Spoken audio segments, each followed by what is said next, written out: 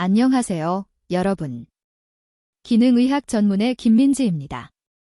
오늘 제가 여러분께 들려드릴 이야기는 단순히 건강 정보를 전달하는 차원을 넘어 어쩌면 여러분의 생사를 가를 수도 있는 매우 심각하고 중요한 내용입니다. 혹시 요즘 들어 몸 어딘가에 참을 수 없는 가려움증이 생기지 않으셨나요? 특히 손바닥이나 발바닥, 혹은 정강이 쪽의 원인을 알 수 없는 가려움이 계속되고 있다면 지금 당장 하던 일을 멈추고 이 영상에 온전히 집중해 주시길 간곡히 부탁드립니다. 여러분이 그저 피부가 건조해서 그렇겠지, 계절 탓이겠지 하며 무심코 넘기고 극적이는 그 가려움증이 사실은 여러분의 생명을 위협하는 무서운 암이나 중증 질환이 보내는 마지막 구조 신호일 수도 있기 때문입니다. 제가 지난 10년 동안 환자분들을 진료하면서 의사로서 가장 가슴이 미어지고 아팠던 순간이 언제인지 아시나요? 바로 몸이 보내는 작은 신호를 대수롭지 않게 여기고 방치하다가 결국 손을 쓸 수 없는 지경이 되어서야 저를 찾아오신 환자분들을 마주할 때였습니다. 특히 아직도 제 뇌리에 선명하게 남아있는 분이 계십니다. 2년 전 부산에서 오셨던 58세 김모 환자분이셨는데요. 이분도 처음에는 그저 손바닥과 발바닥이 좀 가렵다고만 하셨어요. 피부과 연고만 바르며 몇 달을 보내셨죠.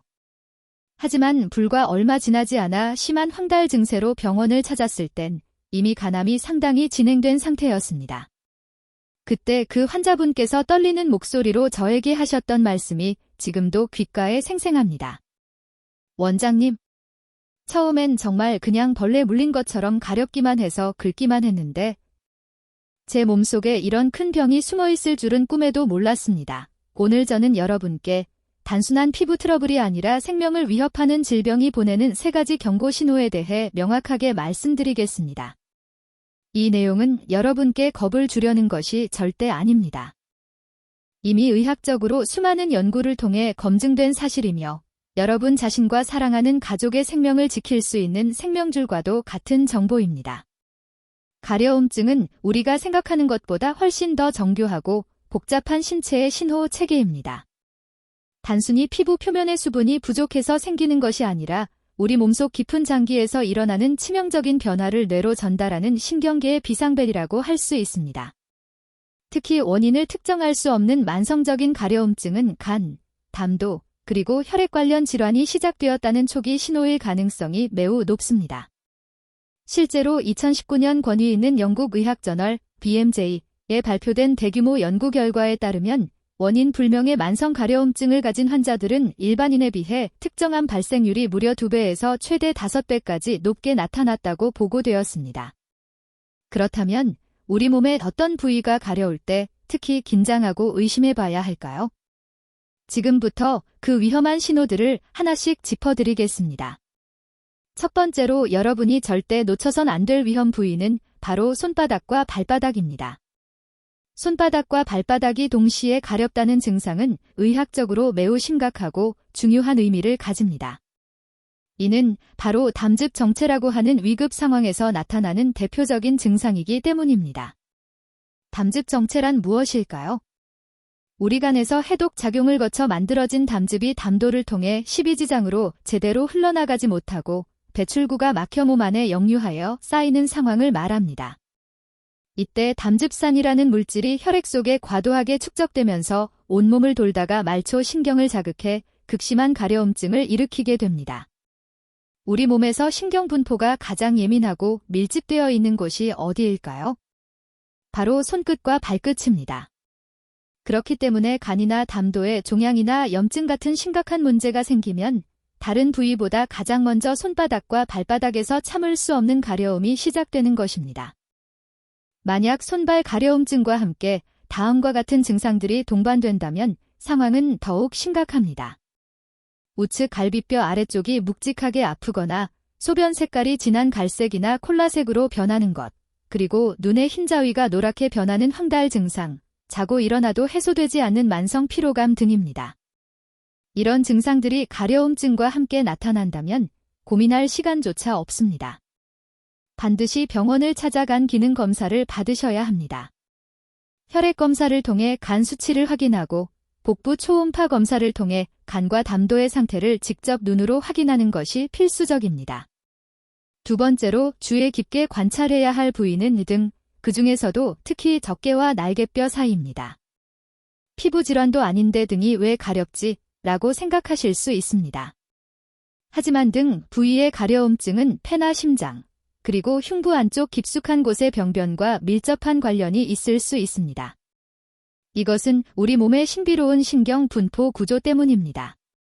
폐나 심장에서 뻗어나오는 신경들은 등 쪽 척수로 들어오면서 등 피부의 감각을 담당하는 신경과 같은 척수 분절을 공유하게 됩니다. 이때 폐나 심장 같은 내부 장기에 문제가 생기면 뇌에서는 이 통증 신호를 마치 등 피부에서 오는 자극인 것처럼 착각하여 잘못 인식하게 되는 것이죠. 이를 의학 용어로 연관통, 리퍼드 페인이라고 부르는데 이것이 가려움증의 형태로 나타나기도 합니다. 특히 폐암이나 만성 폐쇄성 폐질환 같은 호흡기 질환, 그리고 협심증 같은 심장 질환이 있을 때 등 부위에 설명하기 힘든 가려움증이 나타날 수 있습니다.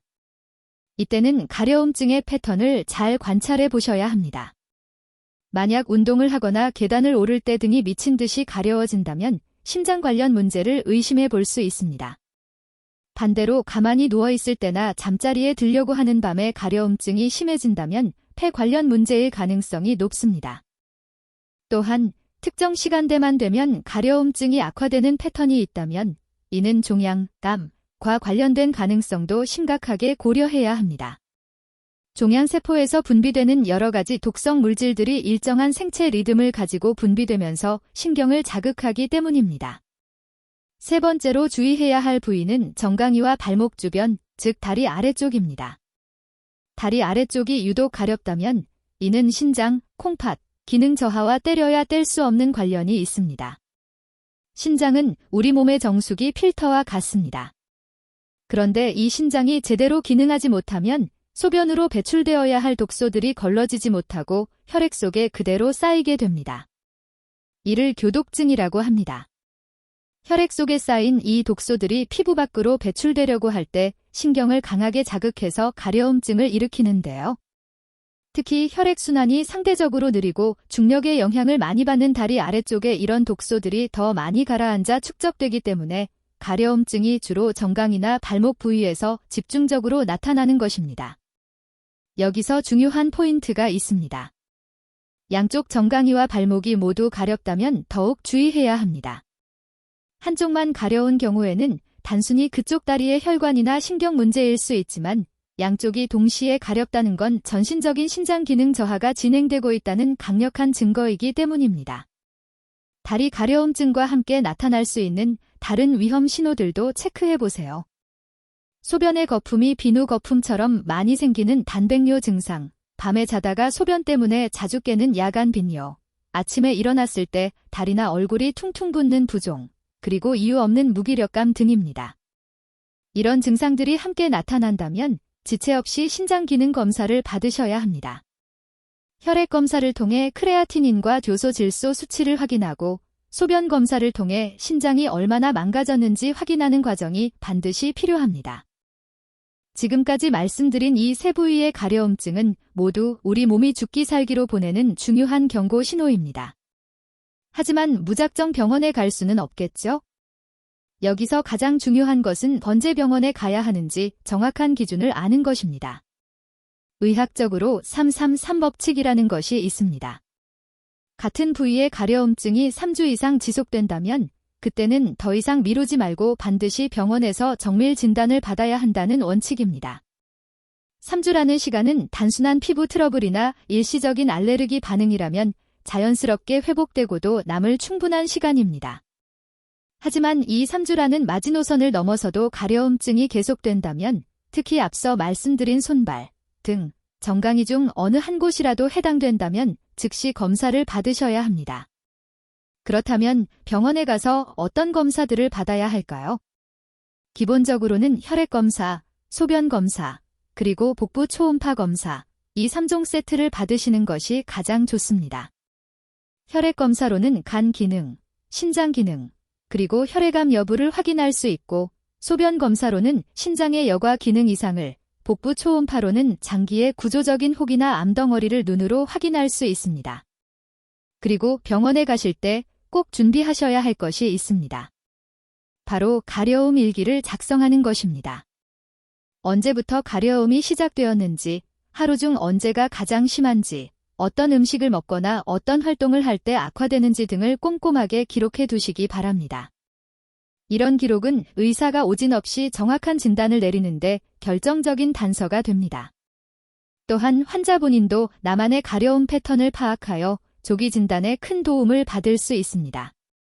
저는 제 환자분들께 항상 목이 터져라 강조하는 것이 있습니다. 가려움증을 절대, 결코 가볍게 여기지 마세요. 특히 여러분께서 평생 경험해보지 못한 낯설고 새로운 형태의 가려움증이라면 더욱 예민하게 관찰하셔야 합니다. 우리 몸은 정말 놀라운 시스템입니다. 아주 작은 변화도 놓치지 않고 주인인 우리에게 끊임없이 신호를 보냅니다. 그 간절한 신호를 무시하지 마시고 제발 귀 기울여 들어주시기 바랍니다. 앞서 위험한 가려움증의 3가지 부위와 진단법에 대해 말씀드렸습니다. 이제는 이런 무서운 질병을 미리 예방하고 관리하는 방법, 그리고 조기에 발견했을 때 우리가 어떻게 대처해야 하는지에 대해 아주 구체적으로 알아보겠습니다. 먼저 가려움증 발생 후 시간의 중요성을 다시 한번 강조하고 싶습니다. 의학적 연구에 따르면 가려움증이 시작된 후 3개월이라는 골든타임을 넘기게 되면 원인이 되는 질환이 되돌리기 어려운 단계로 악화될 가능성이 폭발적으로 증가합니다. 특히 간이나 신장 질환은 침묵의 장기라 불릴 만큼 증상이 늦게 나타나는데 초기 가려움증 시기를 놓치면 장기 손상이 영구적으로 굳어질 수 있습니다. 따라서 조기 검사와 빠른 대응이 무엇보다 중요합니다. 특히 가족력이나 위험 요인이 있는 분들은 더 서둘러야 합니다. 가족 중에 간 질환, 신장 질환, 당뇨병 환자가 있는 분들, 과거에 수혈을 받았거나 문신을 한 경험이 있는 분들, 혹은 독성 물질을 다루는 환경에 노출된 적이 있는 분들은 남들보다 더욱 각별한 주의가 필요합니다. 이제 여러분이 실천할 수 있는 구체적인 예방과 관리 방법 6가지를 말씀드리겠습니다. 첫 번째는 충분한 수분 섭취입니다. 하루에 최소 2리터 이상의 물을 의식적으로 마셔야 합니다. 이는 단순히 목마름을 해소하는 것이 아닙니다. 우리 몸의 독소를 희석시키고 혈액순환을 원활하게 하여 독소를 밖으로 씻어내는 해독 요법입니다. 특히 신장 기능을 유지하는 데 물은 생명수와 같습니다. 물이 부족하면 혈액이 끈적해지고 신장에서 노폐물을 걸러내기가 불가능해집니다. 또한 간에서 담즙을 만들고 배출하는 과정에도 충분한 수분이 필수적입니다. 두 번째는 매일 7분간의 맨발 걷기입니다. 발바닥은 우리 몸의 오장육부가 연결된 제2의 심장이자 반사구입니다. 맨발 걷기를 통해 발바닥을 직접 자극하면 연결된 장기들의 기능을 깨울 수 있습니다. 특히 발바닥에 움푹 들어간 중앙 부분은 신장과 연결되어 있고 발가락 부분은 간과 연결되어 있습니다. 매일 꾸준한 발바닥 자극을 통해 약해진 장기들의 기능을 다시 활성화할 수 있습니다. 세 번째는 밤 11시 이전 취침입니다.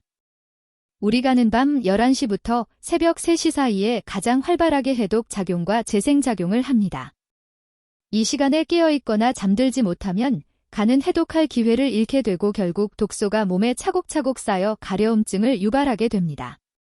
또한 충분한 수면은 면역 기능을 강화하고 스트레스 호르몬을 조절하는 데도 핵심적입니다. 잠이 부족하면 모든 장기가 늙습니다. 네 번째는 독소 유발 식품 3가지를 끊는 것입니다. 바로 술, 매운 음식, 그리고 인스턴트 식품입니다. 알코올은 간세포를 직접 파괴하며 캡사이신 같은 매운 성분은 혈관을 확장시켜 가려움증을 폭발적으로 악화시킵니다. 인스턴트 식품에 들어있는 각종 화학 첨가물은 간과 신장에 엄청난 부담을 줍니다. 특히 나트륨이 과도한 짠 음식은 신장을 망가뜨리는 주범이니 반드시 피하셔야 합니다. 다섯 번째는 항염 식단을 실천하는 것입니다. 만성적인 염증은 모든 질병의 뿌리입니다. 오메가-3가 풍부한 등 푸른 생선과 녹황색 채소 위주의 식단은 몸속 염증 수치를 낮추고 장기 기능을 되살립니다. 연어, 고등어 같은 생선은 혈관을 청소해주고 시금치, 케일, 브로콜리 같은 채소의 항산화 성분은 세포가 늙고 병드는 것을 막아줍니다. 6번째는 스트레스 관리입니다. 만성적인 스트레스는 우리 몸의 면역 체계를 교란시킵니다. 스트레스 호르몬인 코르티솔이 과도하게 나오면 염증 반응이 심해집니다. 하루 단 10분이라도 좋습니다. 명상이나 깊은 복식 호흡, 요가 같은 이완 요법을 통해 뇌와 몸을 쉬게 해주세요. 마음의 평온이 곧 몸의 평온입니다. 마지막으로 가려움증이 실제로 발생했을 때 당장 어떻게 대처해야 하는지 알려드리겠습니다. 무엇보다 중요한 제1원칙은 절대 긁지 않는 것입니다. 긁으면 그 순간은 시원할지 몰라도 피부 장벽이 무너지고 세균이 침투하여 2차 감염을 일으킵니다. 게다가 긁는 행위 자체가 뇌를 자극해 더 큰 가려움을 유발하는 악순환의 고리를 만듭니다. 대신 차가운 수건으로 찜질을 하거나 가려운 부위를 손끝으로 가볍게 톡톡 두드리는 방법을 사용하세요. 이는 과흥분된 신경을 진정시키는 데 효과적입니다. 그리고 앞서 말씀드린 가려움 일기 기억하시죠? 예를 들어 이렇게 기록해보세요. 3월 15일 오후 3시 손바닥 가려움 시작. 점심으로 라면 섭취 후 2시간 뒤 발생. 긁지 않고 찬물로 씻었더니 30분 후 완화됨. 이런 구체적인 기록은 의사에게는 최고의 진료 데이터가 되고 여러분 스스로에게는 내 몸을 지키는 내비게이션이 됩니다. 혹시 검사 결과가 걱정되시나요? 만약 검사에서 이상이 발견되더라도 너무 절망하지 마세요. 조기에 발견된 대부분의 질환들은 현대의학의 적절한 치료와 관리를 통해 충분히 극복하고 건강하게 살 수 있습니다. 간 기능 이상이라면 금주와 식단 관리로, 신장 기능 이상이라면 단백질 조절과 혈압 관리로, 혈액 문제라면 전문의의 치료로 관리할 수 있습니다. 가장 중요한 것은 조기 발견입니다. 병을 키우는 것은 병 자체가 아니라 우리의 방심과 두려움입니다. 마지막으로 여러분께 진심을 담아 말씀드리고 싶습니다. 대부분의 가려움증은 단순한 건조증이나 알레르기일 수 있습니다. 하지만 오늘 제가 말씀드린 세 부위, 손발, 등, 다리 중 어느 곳이라도 해당되고 3주 이상 지속된다면 반드시 합리적인 의심을 가지고 확인해 보시기 바랍니다. 의심하고 확인하는 것과 무작정 걱정만 하는 것은 천지 차이입니다. 내 몸이 보내는 신호를 무시하지 않고 적극적으로 대처하는 것이야말로 내 건강을 지키는 가장 지혜롭고 현명한 태도입니다. 건강의 주인은 의사가 아니라 바로 여러분 자신입니다. 오늘 제가 준비한 내용은 여기까지입니다. 여러분께서 오늘 배우신 이 중요한 내용을 잊지 마시고 주변의 소중한 분들에게도 꼭 공유해 주시기 바랍니다. 여러분의 작은 공유가 누군가의 생명을 구하는 기적이 될 수도 있습니다. 가려움증을 무시하지 마세요. 의심되면 기록하세요. 그리고 3주가 넘으면 검사하세요. 이것이 여러분과 가족의 건강한 미래를 지키는 가장 확실한 정답입니다. 항상 건강하시고 여러분의 가정에 평안과 행복이 가득하기를 진심으로 기원합니다. 저는 다음에 더 유익하고 여러분의 삶에 도움이 되는 건강 정보로 다시 찾아뵙겠습니다. 감사합니다.